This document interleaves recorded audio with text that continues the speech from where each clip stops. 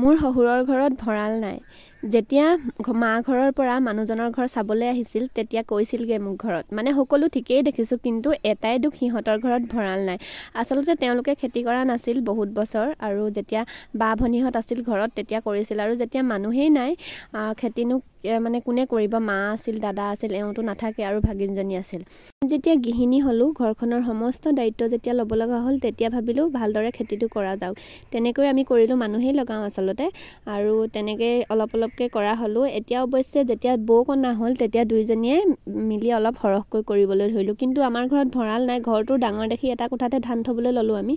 এতিয়া আকৌ ভাবিলোঁ এইবাৰ ভঁৰাল এটা বনোৱা যাওক। সেইকাৰণে ওচৰৰ দাই এজনে বনাই দিলে ভঁৰালটো, আৰু আজি এয়া মচিবলৈ আৰম্ভ কৰিছোঁ দেই। ৰাতিপুৱাই পুৱাই এয়া ভঁৰাল মতে অৱশ্যে মচা নাছিলোঁ, মা ঘৰত থাকোঁতেও মচা নাছিলোঁ।